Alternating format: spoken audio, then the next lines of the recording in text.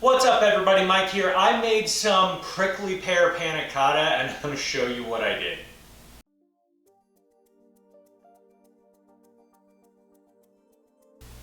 Processing prickly pear is super simple and I'm going to walk you through it. All you need is obviously some prickly pear.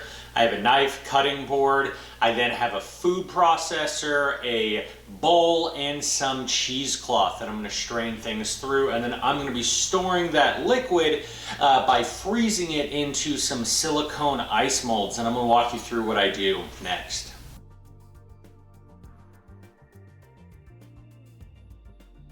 Now all I'm doing in order to break down my prickly pear is I'm going to cut off the top and bottom of each of the fruit like so.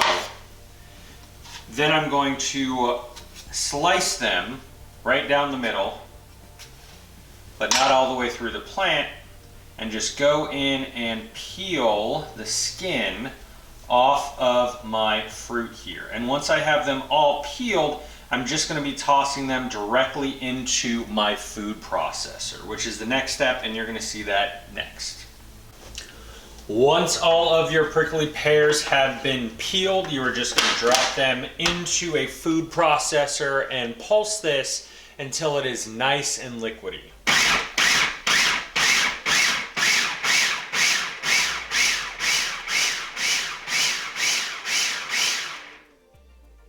And that's it.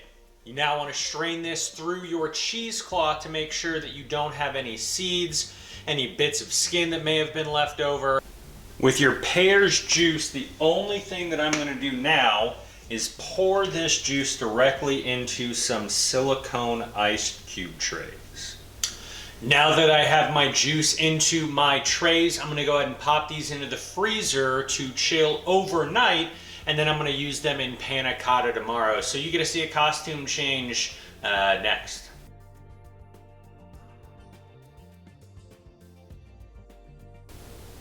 Making a panna cotta is super simple. I have 5 ingredients for this dessert.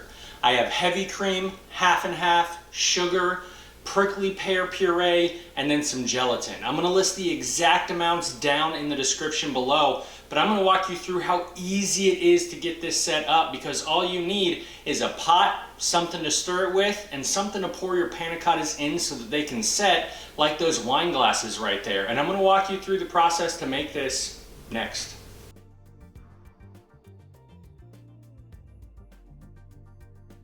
The very first thing that you're going to do is get your gelatin blooming onto your prickly pear puree. Once it is bloomed, then you are going to stir this into your heavy cream, your half and half, and your sugar. So just let that sit for about 5 minutes while you are bringing up the rest of your ingredients to temperature. The only cooking that is involved with this is heating up your heavy cream, sugar, and your half and half. All that you're trying to do is bring this to a steamy consistency, about 180 degrees, just till you start to see some steam develop, and then you're going to stir in your prickly pear puree with that gelatin. So get your 3 main ingredients of your sugar, heavy cream, and half onto a medium heat, and you are going to want to stir this while it is coming up to temperature. If you want to bring it up to temperature a little bit faster, all that I would suggest doing is covering it so that you can trap a little bit of that heat. My milk is nice and steamy, so I'm going to take this opportunity to stir in my bloomed gelatin and my prickly pear puree. Make sure that this is thoroughly incorporated.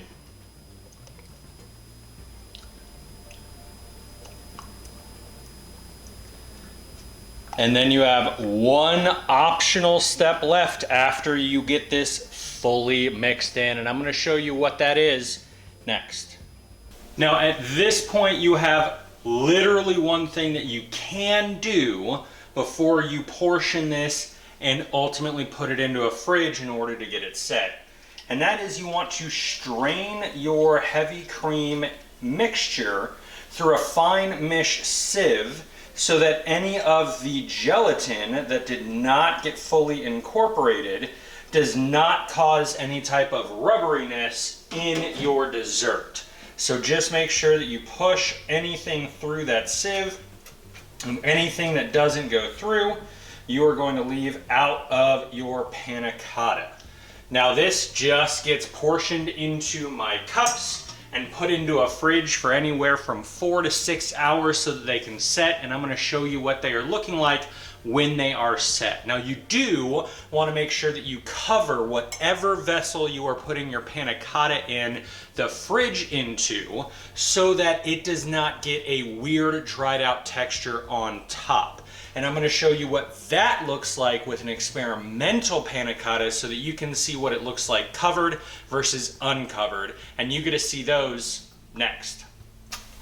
All right, so I have let these sit in the fridge overnight because frankly I forgot about them. But I want to show you the actual texture that we have. So we have a nice, smooth, even texture on the one that was covered, but on the one that was uncovered, you can see some wrinkles that are starting to form because the top has dried out and it's gotten a little leathery. Now it's still perfectly good to eat. You can make this without covering your actual containers, but if you want that nice silky smooth top with an even consistency all the way throughout, you want to make sure that you are covering your panna cotta.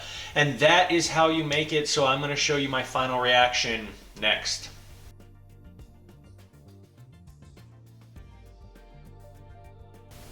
And that's how you make my prickly pear, just to show you that the leathery top is completely edible. I'm gonna go ahead and do my reaction with this one right here. Oh, there's a nice little jiggle. It just melts in your mouth. You have to make this.